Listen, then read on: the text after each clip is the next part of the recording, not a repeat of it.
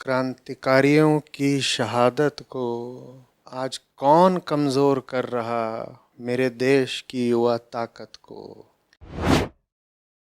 एक वो थीं 21 साल की जो जान पर खेल गईं, एक ये हैं 21 साल के जो वीडियो गेम खेलते हैं। वो आजाद को नहीं जानता, वो बिस्मिल को नहीं जानता, वो सूर्य सेन को नहीं जानता, वो प्रीतिलता को नहीं जानता, तो वो जानता किसको है?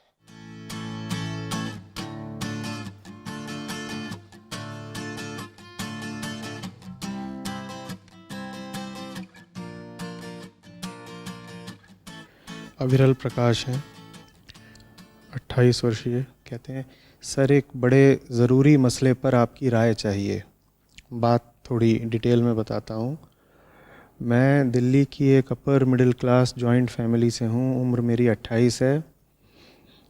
आज से 20 साल पहले जब पापा, चाचा और बड़े भाइयों को देखता था घर में, तो उनके बिहेवियर और कैरेक्टर में थोड़ी गंभीरता, थोड़ी गहराई, थोड़ा बड़प्पन होता था। हमें नाज होता था अपने घर के जवान लोगों की ताकत पर।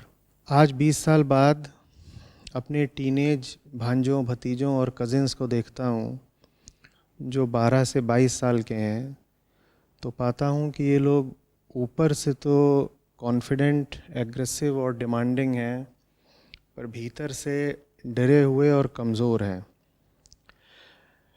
आपसे इसलिए पूछ रहा हूँ क्योंकि आज दोपहर ही मेरे टीनेज भतीजे को सीवियर डिप्रेशन डायग्नोस हुआ है और ये लड़का एकदम कूल और कॉन्फिडेंट बनकर घूमता था।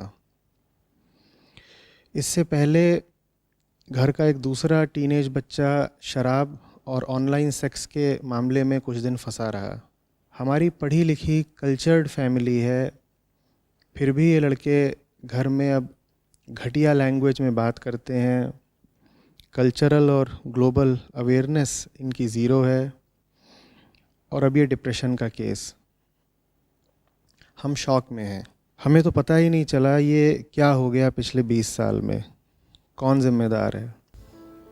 अविरल, तुम्हारे घर में ही नहीं हो रहा, भारत में, दुनिया भर में हो रहा है। अमेरिकन साइकोलॉजिकल एसोसिएशन ने पाया कि इस 12-13 साल की अवधि में ही टीनेजर्स में और जवान लोगों में डिप्रेशन के मामले 52% से 63% तक बढ़े हैं। बहुत चौंकाने वाला आंकड़ा है ये। क्यों डिप्रेशन इतने ज़बरदस्त तरीके से फैला है युवाओं में और किशोरों में, टीनेजर्स में? तो स्टडी कहती है कि संभवतः, मोस्ट प्रोबेबली, कारण है सोशल मीडिया। प्रोफेसर जीन ट्वेंगी हैं, उन्होंने किताब लिखी है जिसका उन्होंने शीर्षक दिया है confident, assertive and entitled and more miserable then ever before. उसमें उन्होंने बताया है ग्रेट इकोनॉमिक डिप्रेशन था 1930s का। उस समय भी तनाव के, एंजाइटी के जो स्तर थे युवाओं में, उससे भी 5 गुना ज़्यादा तनाव है आज के युवा में। स्थिति ये है इस समय कि हर 100 मिनट में डिप्रेशन के कारण एक किशोर, एक टीनेजर आत्महत्या कर रहा है। 20% टीनेजर्स कभी न कभी डिप्रेशन से होकर गुजरे ज़रूर हैं। आत्महत्या की दर 1990 के दशक में कम हो रही थी और 2000 के बाद दोबारा बढ़ गई है। इतनी बढ़ गई है कि 15 से 24 आयु वर्ग के लोगों में, किशोरों में, ये मृत्यु का तीसरा सबसे बड़ा कारण है। तो ये अचानक क्या हुआ कि 1990 के दशक में तो जवान लोगों में आत्महत्या की दर हो रही थी कम, और सन 2000 लगने के बाद वो दर बदल गई, बढ़ने लग गई। क्या हुआ? तो वहाँ पर भी कारण वो सोशल मीडिया ही है। पिछली पूरी शताब्दी में आईक्यू लेवल्स दुनिया की आबादी के लगातार बढ़ते रहे। इसको फ्लिन इफेक्ट बोलते थे। लेकिन बहुत एक अजीब चीज़ देखने को मिल रही है, वो ये है कि सन 2000 के बाद से जो बच्चे पैदा हो रहे हैं उनका आईक्यू लगातार घटता ही जा रहा है, घटता ही जा रहा है, और बढ़ता जा रहा था। 100 साल से बढ़ रहा था, 100 साल से बढ़ रहा था। पिछले 20-25 साल में अचानक घटना शुरू हो गया। ये जो हमारे टीनेजर्स हैं और ये जवान लोग हैं, ये लगातार डम्ब होते जा रहे हैं, इनका आईक्यू गिरता जा रहा है। कारण कोई समझ नहीं पा रहा। पोषण, न्यूट्रिशन पहले से बेहतर हुआ है, नॉलेज और इंफॉर्मेशन के स्रोत पहले से कहीं ज़्यादा खुल गए हैं, तो आईक्यू तो बढ़ना चाहिए था। लेकिन 25 साल में आईक्यू लगातार गिरता जा रहा है। और यहाँ पर भी अनुमान यही है कि कारण है सोशल मीडिया। समझ रहे हो?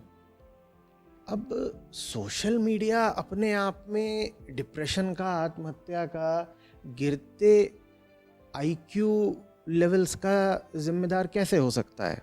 हम किशोरों की, टीनेजर्स की और यंग एडल्ट्स की बात कर रहे हैं।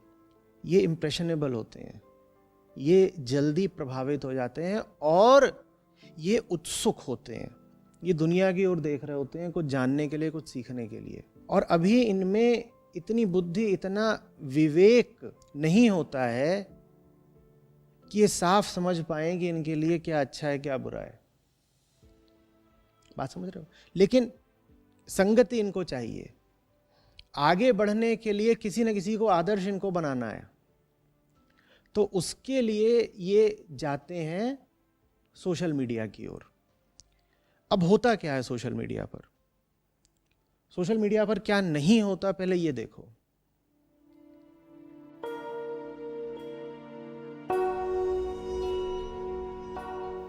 तो अविरल, अगर तुमने बात करी है अपने भांजों भतीजों की, उनसे अगर मैं पूछूं कि खुदीराम बोस के बारे में जानते हो, तो तुम्हारा मुंह ताकने लगेंगे। वो कहेंगे ये किसकी बात कर रहे हो? खुदीराम बोस पता है कौन है? वो भी एक टीनेजर ही थे, 18 साल के टीनेजर थे, जिन्होंने शहादत कबूल ली थी, अंग्रेजों के हाथों मारे गए थे। पर इस टीनेजर का नाम तुम्हारे घर के लड़कों को नहीं पता होगा। इसी तरीके से मैं अगर उनसे पूछूं कि मुझे बताओ भगत सिंह, राजगुरु, सुखदेव कितने साल के थे जब फांसी पर चढ़े थे, तो ये भी तुम्हारे घर के जवान लड़कों को नहीं पता होगा, जबकि ये तीनों ही 22-22, 23-23 साल के थे और 23 ही मार्च को फांसी पर चढ़ गए थे। अब टीनेजर को या यंग एडल्ट को संगति चाहिए। सवाल ये, उसे किसकी संगति मिल रही है? इन जैसे टीनेजर्स की संगति मिल रही है क्या उसको? और बहुत जबरदस्त किशोर और युवा हुए हैं भारत के और दुनिया के इतिहास में। मैं उनका नाम लेता चलूंगा। मैं अगर अभी तुमसे पूछूं कि विनय बसु के बारे में बताओ, तो ये नाम ही शायद तुम्हारे भांजे ने तो छोड़ दो या भतीजे ने, अविरल तुमने खुद न कभी सुना हो कि विनय बसु ये कौन है। विनय बसु एक बहुत जबरदस्त जवान क्रांतिकारी थे और उनके साथ नाम अमर है बादल गुप्ता और दिनेश गुप्ता का। आप कहेंगे बादल गुप्ता, दिनेश गुप्ता एकदम ही सुने हुए नाम नहीं है। तो थोड़ा सा जा करके इंटरनेट पर पढ़िए तो सही, या कोई किताब लेकर के पढ़िए तो सही। Battle of the veranda, Calcutta की राइटर्स बिल्डिंग का आपने नाम सुना होगा। वहां पर ये तीनों युवा क्रांतिकारी घुस गए थे और आईजी सिम्पसन था, जिसने बहुत क्रूरता पूर्वक दमन कर रखा था भारतीयों का और जेलों में बंद क्रांतिकारियों का। तो वहां घुसे और राइटर्स बिल्डिंग आप जानते ही हैं कलकत्ता की कैसी है। वहां उसको गोली मारी और उसके बाद वहाँ मौजूद और उस जगह पर धावा मारने पहुंचे बड़े सशक्त पुलिस बल से कुछ देर तक लोहा लेते रहे, उसके बाद तीनों अपनी मर्जी से शहीद हो गए। और विनय बसु ने खुद को गोली मारी, उसके बाद भी जिंदा रह गए। अंग्रेज उन्हें पकड़ करके अस्पताल में भर्ती कराए। उनको जहां गोली लगी थी वो उस जगह को जानबूझ करके अपने हाथों से लगातार खोदते रहे जब तक उनकी मौत नहीं हो गई। ये भी तो एक जवान आदमी है ना। और इनके साथ दो टीनेजर थे, 18-18 साल के ये लड़के थे, बादल गुप्ता, दिनेश गुप्ता। 18 साल समझते हो, 12वीं का लड़का। इनके बारे में क्यों नहीं पता है हमारे आज के टीनेजर्स को? क्या वजह है? और ये बड़ी जबरदस्त कहानी है। टीनेजर्स की भाषा में कहें तो इम्प्रेसिव भी है और इंस्पिरेशनल भी है, लेकिन फिर भी हमें इनका कुछ पता नहीं।